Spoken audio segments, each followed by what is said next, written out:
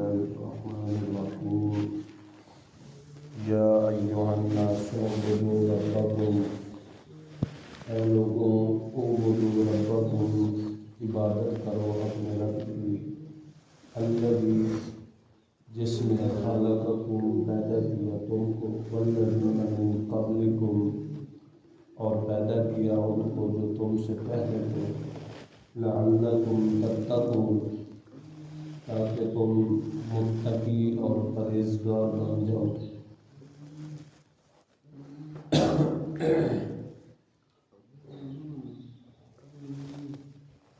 پیچھے ذکر ہوا تھا تمہیداً قرآن پاک کی عزت و عظمت کے متعلق یہ لارائب کتاب ہے، اور اس کے بعد 3 جماعتوں کا ذکر ہوا، ماننے والوں کا یعنی مومنین، اور دوسری جماعت کافرین، تیسری جماعت منافقین۔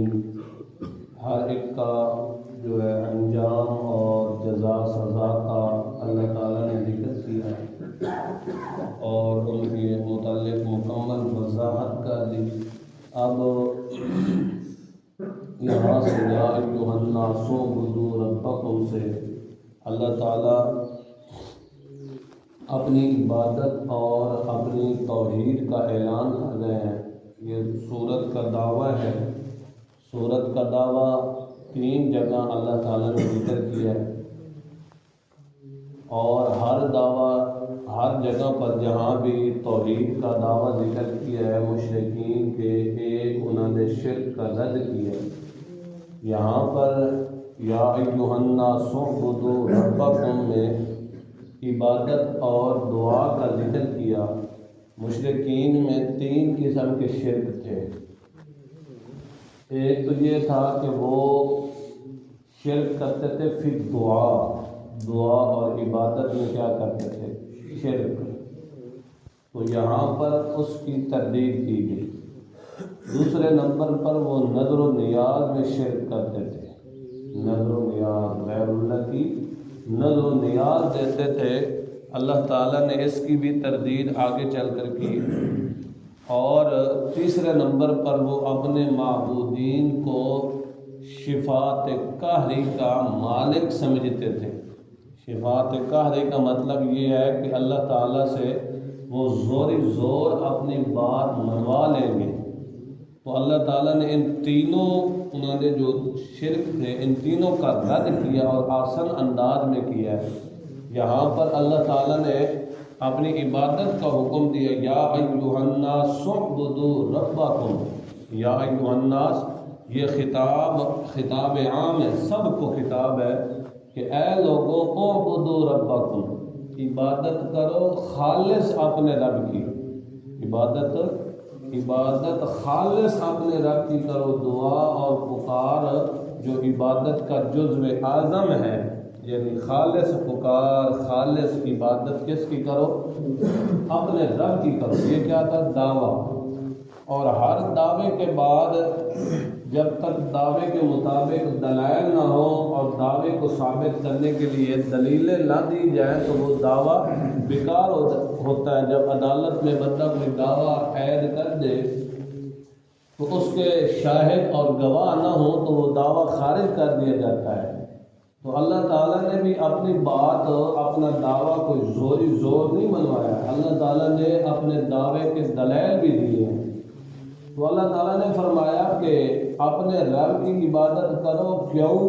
الذی خلقکم، کیونکہ اس نے تمہیں پیدا کیا، عدم سے تمہیں موجود کیا۔ تم نہیں تھے، اللہ تعالیٰ نے تمہیں وجود والی نعمت عطا فرمائی۔ خلقکم، تم سب کو کیا کیا؟ پیدا کیا۔ والذین من قبلکم، اور تم سے جو قبل پہلے تمہارے آباء و اجداد تھے، جتنے بھی تھے، ان سب کو پیدا کرنے والا کون ہے؟ اللہ تعالیٰ۔ یعنی پوری کائنات کا خالق کون ہے؟ ایک اللہ تعالیٰ۔ خالق و مالک ذات کس کی ہے؟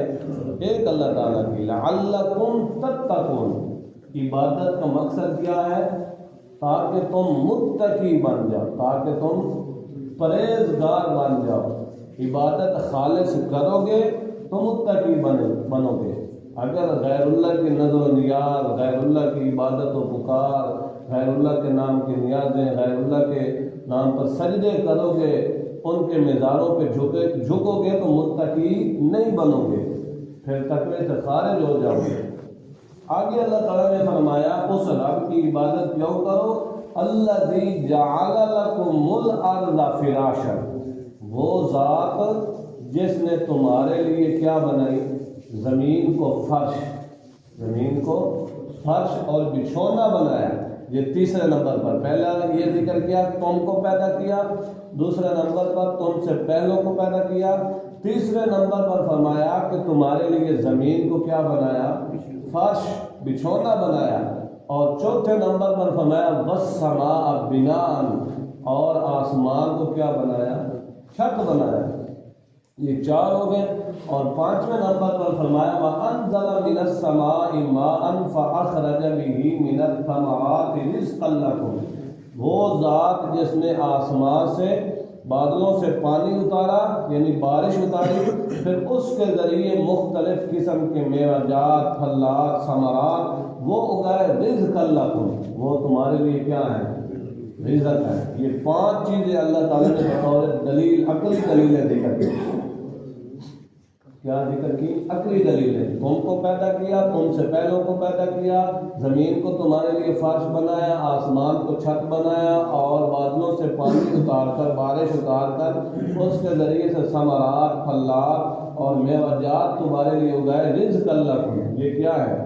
تمہارے لیے رزق ہے. اس لیے اس رب تعالیٰ کی کیا کرو؟ خالص عبادت کرو. آگے اللہ تعالیٰ نے ذکر کیا فلا تجعلوا للہ اندادا، اللہ تعالیٰ کا شریک مد مقابل نہ بناؤ. کیا نہ کرو؟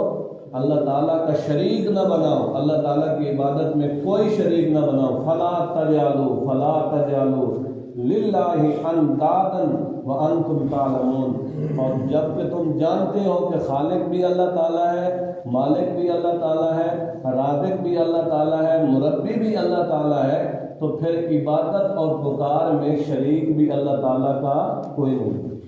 مشرکین جو تھے نا، وہ چیزیں یہ مانتے تھے، وہ کہتے تھے کہ خالق بھی اللہ ہے، مالک بھی اللہ ہے، رازق بھی اللہ ہے.